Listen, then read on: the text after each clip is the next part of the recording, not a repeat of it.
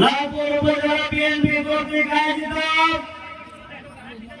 ঢাকা মহানগর উত্তর আদালত থানার 30 নম্বর ওয়ার্ড বিএনপির স্থানীয় সরকার পল্লী উন্নয়ন সম্পাদক মওলানা আব্দুর রশিদের আজকের এই প্রথম স্মরণ সভার সম্মানিত সভাপতি চন্দ্রপুর ইউনিয়ন বিএনপি সংগ্রামী সাধারণ সম্পাদক জিল্লুর রহমান জেলাস আজকের এই স্মরণ সভার প্রধান অতিথি হিসেবে আসমানঞ্চিত করেছেন আমাদের প্রাণপ্রিয় নেতা সাবেক মন্ত্রী ফজলুর রহমান পটল ভাইয়ের সুযোগ্য সন্তান লালপুর উপজেলা বিএনপির সংগ্রামী সম্মানিত আহ্বায়ক ঢাকা মেডিকেল কলেজ ছাত্র সংসদের সাবেক সহসভাপতি ঢাকা মেডিকেল কলেজ ছাত্র দলের সাবেক সাধারণ সম্পাদক ডাক্তার ইয়াসির আশরাফ রাজন মঞ্চে উপস্থিত আছেন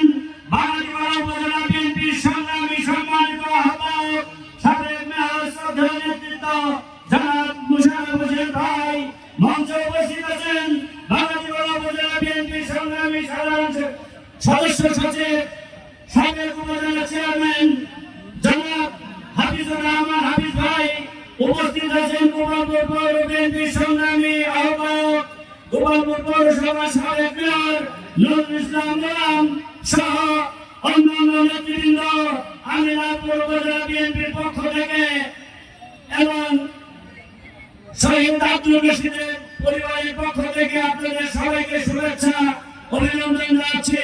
প্রিয় ভাইরা আমার, আজকে বক্তব্য শুনবো আমাদের প্রিয় নেতা ডাক্তার ইয়াসির আশরাফ রাজনের কাছ থেকে। আমি শুধু একটি কথা বলতে চাই, 2001 সালে যে নির্বাচন হয়েছিল ধানের শীষের পক্ষে ফজলুর রহমান পটলের সমর্থনে এই করিমপুর মাঠে একটি নির্বাচনী জনসভায় আমি প্রথম বক্তা ছিলাম। আর আজকে তারপরে তার সন্তান ডাক্তার ইয়াসির আশরাফ রাজন এই জনসভার প্রধান অতিথি হিসাবে উপস্থিত আছে। আমি একদিন বড় ভাইকে জিজ্ঞাসা করেছিলাম, ভাই রাজন রাজনীতি করবে কিনা? উনি উত্তরে বলেছেন, আমার জানাজা বলে দেবে রাজন রাজনীতি করবে কিনা। প্রিয় ভাই আমার, আজকে বলতে ইচ্ছা করছে, প্রিয় নেতা, প্রিয় অভিভাবক, সাবেক মন্ত্রী ফজলুর রহমান পটল ভাই, আজকে এসে দেখে যান আপনার সন্তান হাজার হাজার মানুষের সামনে আপনার অবর্তমানে মানুষের প্রতিনিধিত্ব করছে। আর আপনাকে যেভাবে ভালোবেসেছিল আপনার সন্তানকে তার চেয়ে আরো স্নেহ ভালোবাসা দিয়ে ধন্য করেছে। তার প্রমাণ আজকের এই জনসভার জনগণের উপস্থিতি। প্রিয় ভাইরা, বক্তব্য করব না, আমি শুধু একটি কথা বলতে চাই, আব্দুর রশিদ কিভাবে মারা গেছে আমাদের পূর্ববর্তী বক্তারা আপনাদের বলেছে।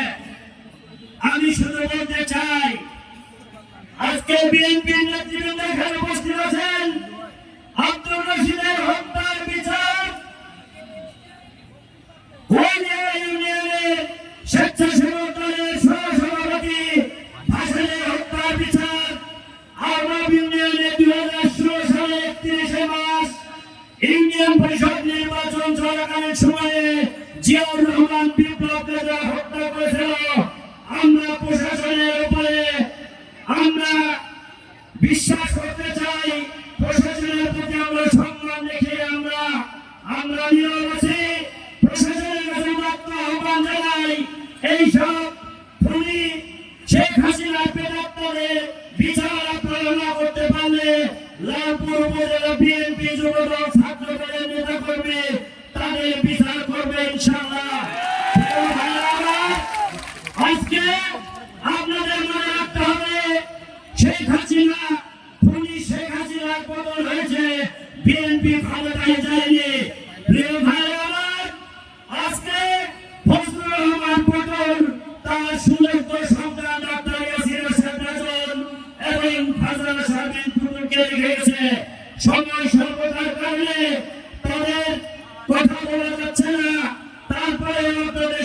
একটি কথা বলে ফজলুর রহমান পটলের এই দুই সন্তান শুধু বাপের মানে নাই, তাদের যোগ্যতা দিয়ে আজকে সারা বাংলাদেশে রাজনীতিতে তারা পরিচিতি লাভ করেছে। ফারজানা শারমিন পটেল ইতিমধ্যেই টেলিভিশনে টক শো সহ আপনারা দেখেছেন দুর্নীতি দমন কমিশন, সংস্কার কমিশনের সদস্য নির্বাচিত হয়েছে। আমরা রামপুর উপজেলাবাসী গর্বিত, আমাদের প্রিয় নেতা ফজলুর রহমান পটল ভাইয়ের সন্তানরা যোগ্য আসনে অধিষ্ঠিত হচ্ছে। এই জন্য আমরা গর্ববোধ করি। আগামী দিনে অবাধ সুষ্ঠু নিরপেক্ষ নির্বাচনের ব্যবস্থা করবে এই অন্তর্বর্তীকালীন সরকার।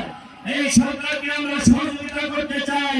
তারা খুনি শেখ হাসিনা বাংলাদেশের সব প্রতিষ্ঠান ধ্বংস করে গেছে, রাষ্ট্রীয় প্রতিষ্ঠান, এই সব প্রতিষ্ঠান সংস্কার করে আগামী দিনে অবাধ সুষ্ঠু নিরপেক্ষ এবং অংশগ্রহণমূলক নির্বাচনের ব্যবস্থা করে দিয়ে নির্বাচিত সরকারের হাতে ক্ষমতা ছেড়ে দেবে।